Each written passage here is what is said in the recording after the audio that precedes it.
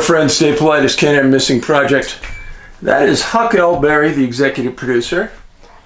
She's all looking bright and shiny because I came back from doing that Joe Rogan show and I took her out and we got a bath. She's all happy. He's a good girl. He's a good girl, yeah. So she's all bright and shiny, glad to be home. She ran around for 2 days straight like a crazy dog.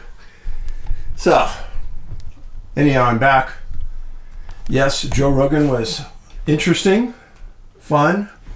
Hope you got a chance to watch the segment on the Joe Rogan Experience. You can watch it on YouTube.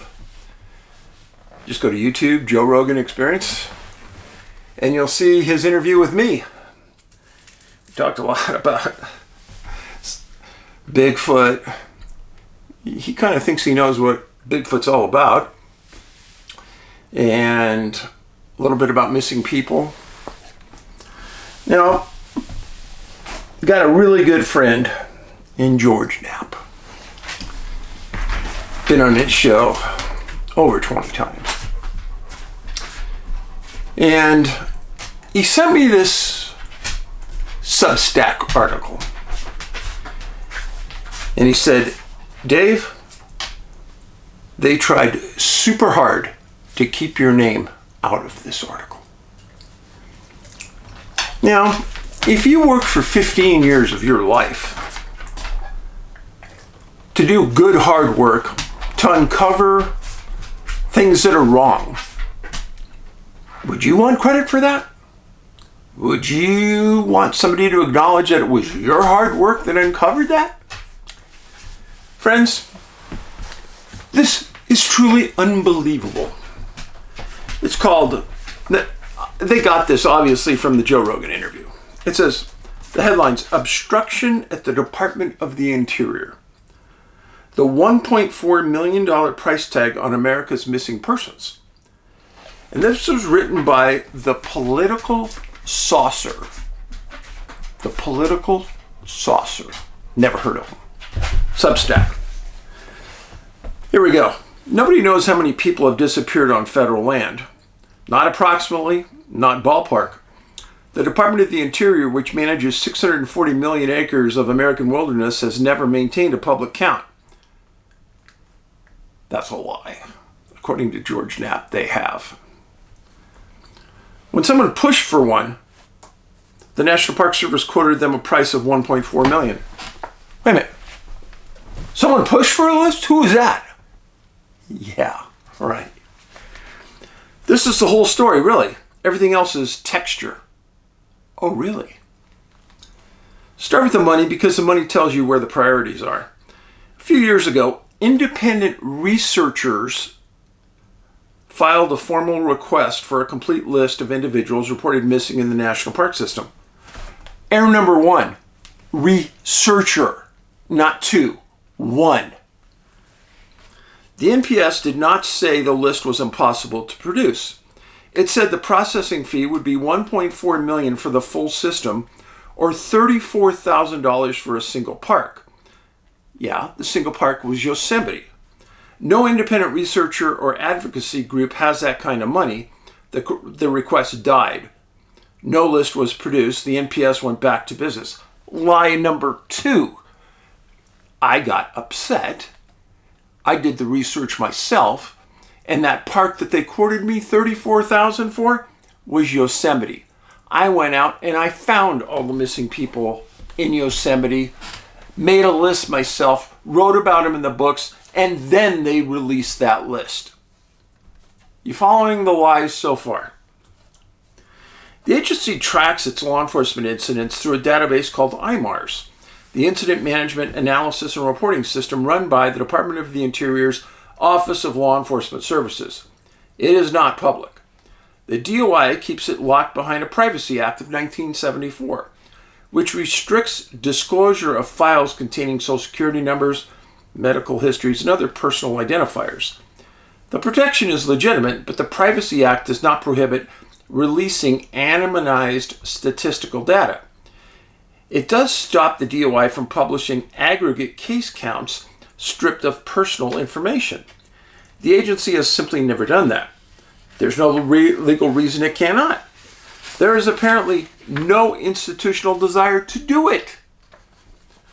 So researchers filing FOIA requests instead, and the NPS has spent years quietly making that as difficult as possible. No, they're not making it difficult. They're making it impossible. There's the correct word, impossible. The program is split across regional offices, no central clearinghouse, each office doing its own thing. Where did they get that information? Oh yeah, that's right. I said that. The agency recently migrated to a new system called FOIAX Press and announced it would no longer process requests submitted by email. The rule alone kills a significant share of public inquiry before it officially registers. The current FOIA officer, Nicholas Banco, manages a network of regional contacts with no unified standard for how quickly or completely requests get answered. His predecessor, Charis Wilson, processed the program's most sensitive files. She, Charis, out of Denver, is the one that denied me access to all the lists, and she is the one that quoted the 34,000 and 1.4 million. Gee, that article would have been a lot better with that. Including records tied to the Forest Fen treasure search, where the NPS withheld large portions of internal correspondence under privacy exemptions. The names of the people who were investigated were protected. The public learned almost nothing. When records do come out, they are redacted into near uselessness. The best available public archive of NPS search and rescue reports is not a government website. It is the Locations Unknown FOIA reading room assembled by independent researchers through years of litigation. Think about that for a second. Issue number 3 with this guy. We're not interested in search and rescue reports. I want the reports written by the NPS police officers and special agents. They are the ones that write the reports behind the information. Do you see the difference? Search and rescue goes out in the field, looks around. They're going to come back and they say they didn't find anything. That's not what I want to hear. Think about that for a second. The most accessible record of who has gone missing on American public land was built by volunteers suing the government. Actually, wrong again. If you wanted the most accurate information on who's missing in our system, well, then you probably should go to missing411.com, who has a list of missing people in the back of every book. That is the most comprehensive list, folks. Why, again? The agency has a ready excuse for why it cannot keep better records, and the excuse is jurisdictionally airtight, which is the most convenient kind. NPS law enforcement authority is not uniform. It depends on the enabling legislation of each individual park. In some parks, federal rangers have full authority. In others, it is shared with county sheriffs. In a substantial portion of federal land, the county sheriff leads any investigation outright, and the NPS shows up as a support resource. When the sheriff leads, the records go home with the sheriff's department. The DOI never holds them. Incorrect action number 2. No, the NPS does get a copy of all those reports, and it is housed at the Department of the Interior, and it's part of their statistical information, and that's how they get their statistics. The DOI was never established a standardized agreement requiring counties to forward copies of public land missing persons files to federal systems. There is no template, no mandate, no formal requirement. At Grand Canyon, incidents near the Utah-Arizona state line involved the Coconino County Sheriff's Office, the Kane County Sheriffs, 2 state medical examiners, and the NPS all at once. The county leads, what the county keeps. Washington never sees. This is a system the DOI built and has maintained for decades. It allows the agency to say truthfully that it does not have any of these records, while declining to mention that it designed the arrangement that way. There is a number that sits in the middle of all this worth holding on to. Of the 5,712 documented cases of missing and murderous Indigenous women, Only 116 were entered into the federal tracking systems. Now, he's touching on an entirely different area there. Reservations, I don't even know why it's in here. It's managed by the Bureau of Indian Affairs. They're the ones that do the statistics. They're the ones that keep the reports. Doesn't have anything to do with the Park Service. Not 1160, not 500, 116. That is 2% capture rate on one of the most documented crises in the federal Indian County policy. Now, what he's talking about is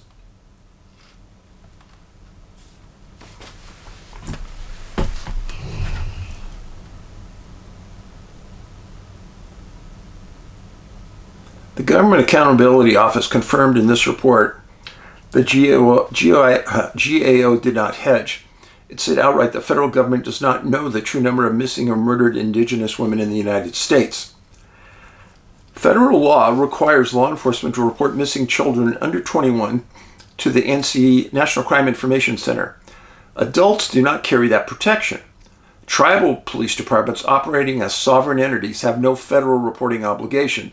The result is that the vast majority of cases on or near tribal lands vanish from federal record entirely, compounded by a separate problem the GAO also has documented. State coroners frequently misclassify the race of Native victims. Congress tried to address this in 2019 with Savannah's Act and the Not Invisible Act, both passed by bipartisan support. The Not Invisible Act, introduced by then Representative Deb Haaland, created the Not Invisible Act Commission, a body of tribal leaders, federal law enforcement partners, and survivors charged while documenting the crisis. The commission spent years at the work, 7 field hearings, etc. In early 2026, the DOJ removed the report from its public website. The reason given was executive called Defending Women from Gender Ideology. This is not bureaucratic drift. This is not Privacy Act technicality. This is a political decision to make a murder and disappearance database harder to access. The mechanism changed. The outcome is the same as it always has been.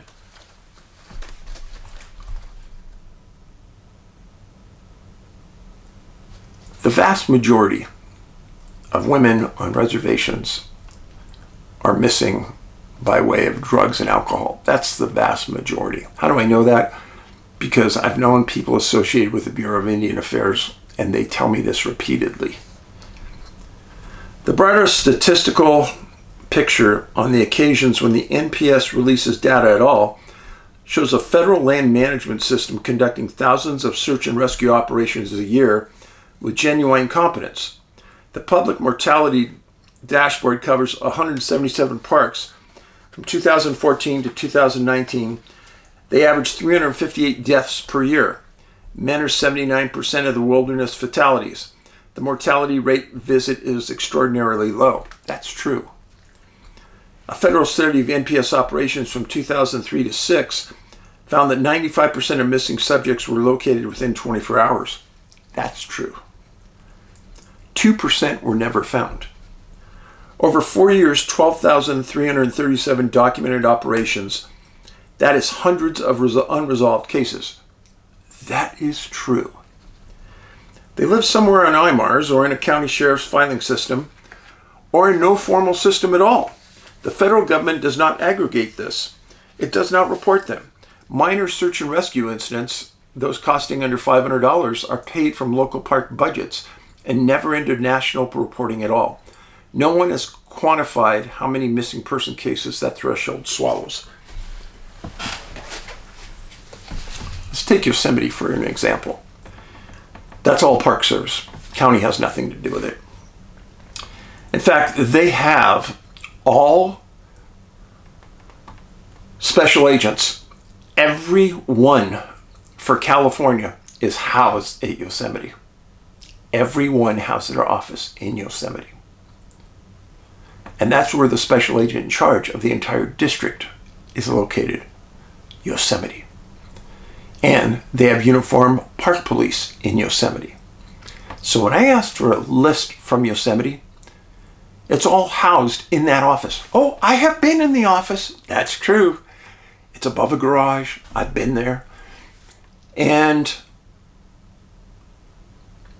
what it would take for that supervisory special agent.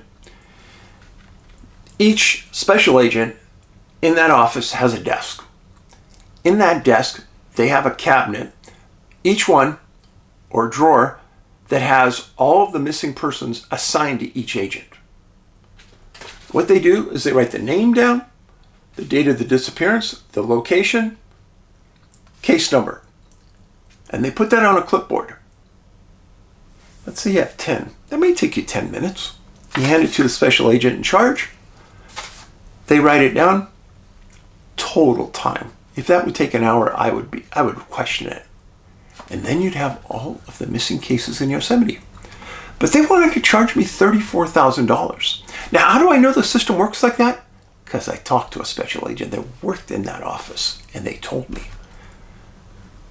But the Park Service wants us to think otherwise. NABS has existed for more than 2 decades. Only 17 states currently require local law enforcement to enter cases into it. Federal land agencies were not required to use it at all until this bill passed. The $1.4 million estimate that NPS floated years ago implied that building this database was an enormous, prohibitively expensive undertaking. It's an absolute lie. The U.S. is broken up into 6 areas that are covered by National Park Police special agents. Those 6 areas all have a special agent in charge of each office.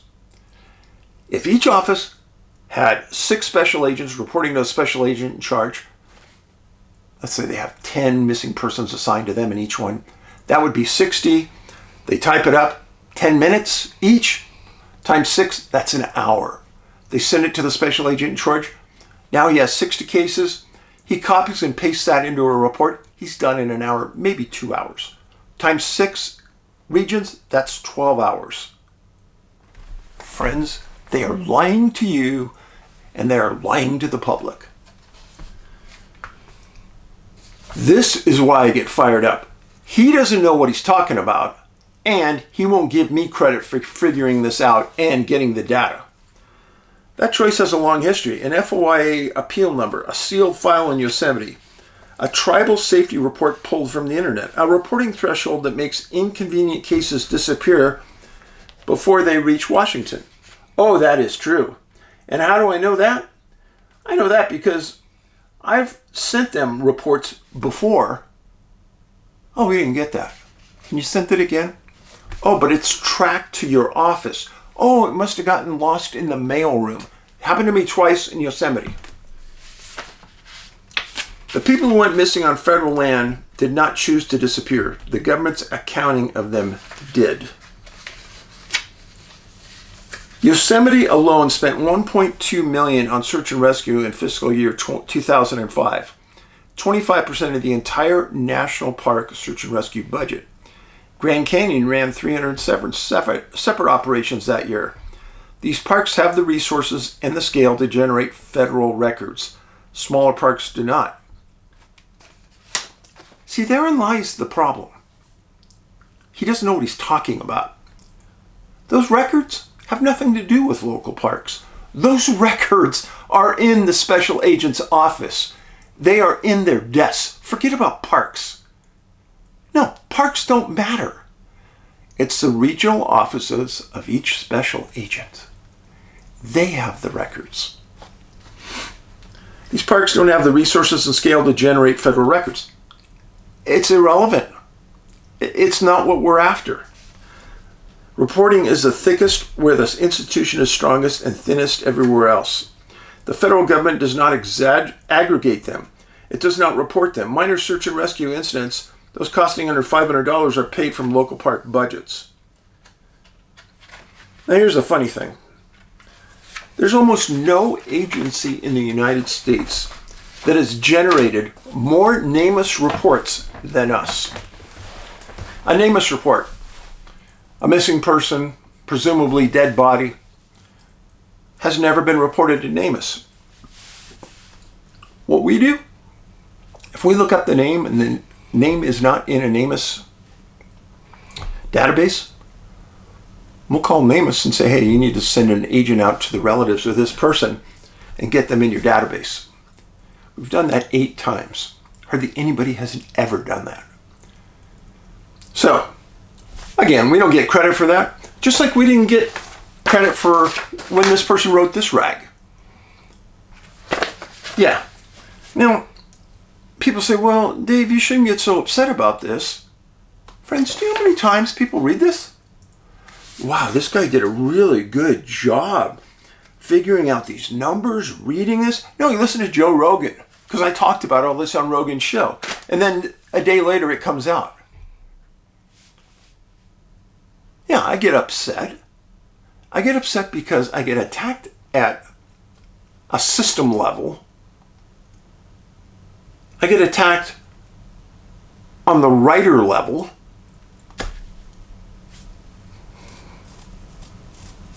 I get attacked on the YouTube level by losing subscribers. People who should be subscribed and they're forcibly unsubscribed. I don't get credit for the number of views I have. Let me put this to you one way. Joe Rogan. After being up on YouTube for 2 days on Rogan's show, I had 750,000 views. More than 90% of the people he's had on his show, and their videos have been up for 2 weeks. I had more in 2 days.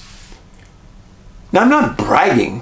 What I'm trying to show is that I have a lot of people that follow me, but I'm not getting credit with that on YouTube. And really, Rogan's 750,000 that watch me, they're all probably a good portion of that 503,000 that I have that follow me on YouTube. Yeah, fired up. Essentially, excuse me, pissed off. Thank you, George Knapp, for sending me that article.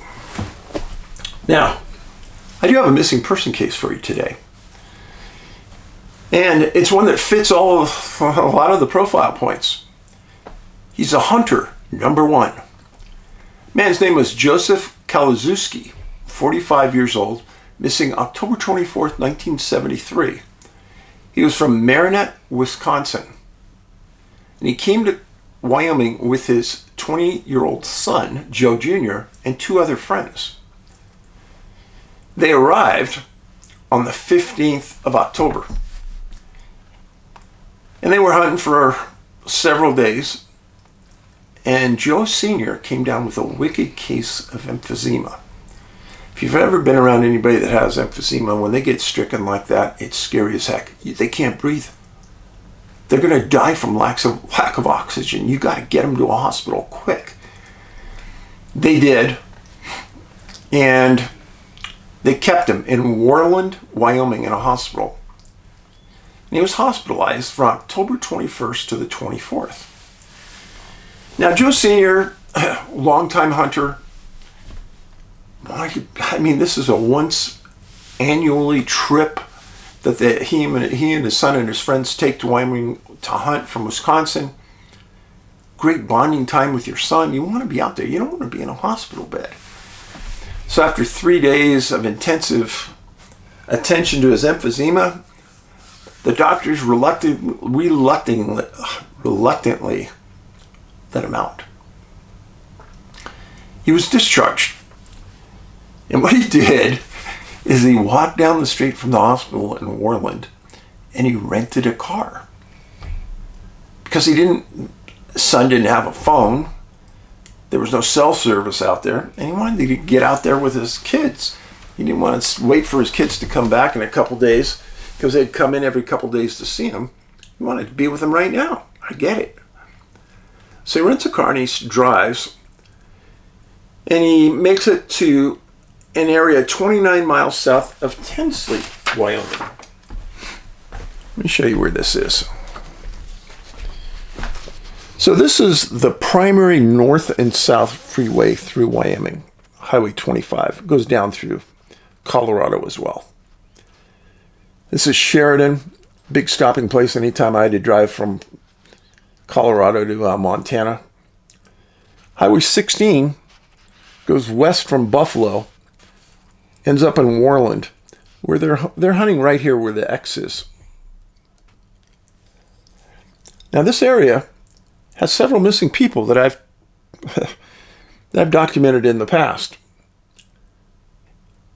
It's a good area to hunt because it's a good mixture of mountains and plains. Now they're deer hunting, so they could be hunting either area. Now the problem with hunting in the plains in Wyoming, it's always windy. Always windy there. And the weather can change on a dime. Well, Dad drives out, gets within 5 miles of the hunting camp, gets stuck in the car, gets out and starts hiking, thinking he knows the area. Well, this group had been there since the 15th of October. Realized that their dad hadn't been there. They get out, they drive into town, they get told, yeah, he rented a car. They called the sheriff. And the hospital said, yeah, he was still pretty weak. Hopefully he made it all the way to the camp in the car. Well, when he didn't make it, the family contacts the Washakie County Sheriff. And the sheriff named James Warilla. He immediately put a plane in the sky. Super smart. Find that car a lot quicker than trying to drive all the back roads, dirt roads in that area. And it wasn't too long before they found the car that Joe Sr. rented. Well, the sheriff then gets that bunch of searchers and a series of equestrians, puts them on that car, and they start searching that area. Now, the reason he got stuck is because there was snow there, mud, and as they start searching, it starts snowing again. Now, when you're searching on horseback, it's much more comfortable than doing it on foot, especially in a cold atmosphere.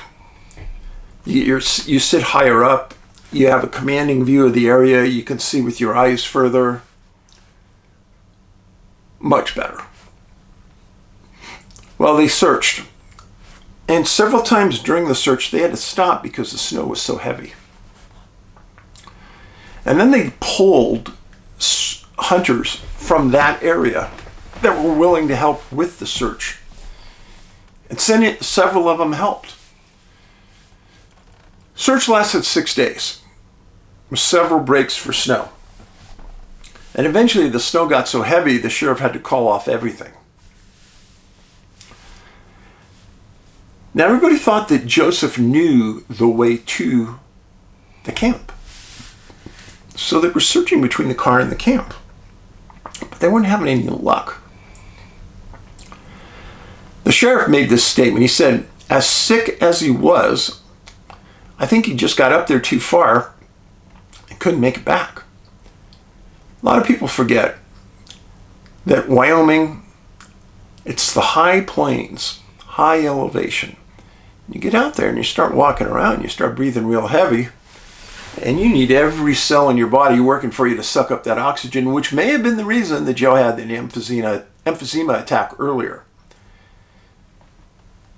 So heavy snow continued to fall. Eventually all those searches were called off, and the sheriff said, hey, next spring we'll go out and find them. But hunters continued to go into that area to hunt the rest of the season. Sheriff in the back of his mind probably thought, yeah, we'll find him then. Actually, they never did. They never did find him that season. Now, come springtime, the sheriff had several training sessions in that area with planes, canines, ground pounders, cadaver dogs. I think he was pretty sure in his mind that he was going to find Joseph. Now, the only possible evidence that was ever found is that they were searching an area and they thought maybe they had found his tracks near Big Trail. It was never confirmed. It could have been another hunter, but they said maybe it was. So many missing are never found if they have medical conditions. Now, when you look at these people, you wouldn't know they had a medical condition. Maybe they were diabetic, maybe they had emphysema, maybe they had a heart condition. But it's those people that are never found. Now, they had no tracks confirmed that were Joseph Sr.'s. They could have been followed because they couldn't find them. He was in a subcategory of hunters that disappear a lot. And there are others missing exactly in that area. So they came back the next spring. There were 3 different searches over 3 different weekends in the springtime and early summer looking for Joseph. Never found. Now, in the back of their minds, they're thinking, well, hunters are going to come into this area over the coming years. He's going to be found then. No, he was never found. Where did he go? Why wasn't he found? All logical, good questions. Now, I appreciate you being here. Website missing411.com. Do not buy my books on Amazon or other sites. You're going to get ripped off. They charge you between $150 and $200. My books are $25 on our site. You can watch my 3 movies, Missing 411, Missing 411 The Hunted, and Missing 411 The UFO Connection on Tubi, Tubi, for free. You can watch my 2 latest movies, Missing 411 UFO Connection, Missing 411 National Parks, Washington State. That's on Amazon. And you can watch American Sasquatch, Man, Myth, or Monster on Amazon. That movie has been watched more than any other Sasquatch movie right now. It's been a big hit. Please watch it. Even if you're not a Sasquatch fan, I've brought in the best researchers in the world to talk about Sasquatch. And I didn't bring in any flakes. I think you'll like it. Check it out. And if you have watched it, please go leave a review. We need the reviews. And lastly, go to GatherUp, GATHERUP, GatherUp events on the web. And you'll see that I'm going to be in Gatlinburg, Tennessee, and I'm going to be in Ocala, Florida this year. Those are the only 2 conferences I'm doing. And then also I'm doing the Missing 411 cruise to Alaska that leaves from Seattle. All of those are through GatherUp events. Please check them out. I guarantee you'll have a good time going to any of them. I make myself available just to talk if you need to talk, answer questions. Glad to do all those things for you. I think last 3 years on the ship, I'd walk around, talk to people all day. That's what I'm there for. So, glad to make myself available to you. In the meantime, kindness. A lot of people are having mental health crises right now. Please understand that if you look at somebody and they don't seem right, don't hold it against them. We all have our days where some days are really good, some days are really bad. A smile and saying hello may brighten somebody's day. Tell them they're appreciated. In the meantime, stay and watch our site. This site right now has over 900 videos I've made on missing people. Please check it out. Right under the logo for Can-Am Missing, you click and you'll go to all of my videos. Be safe, be kind. Paulides out.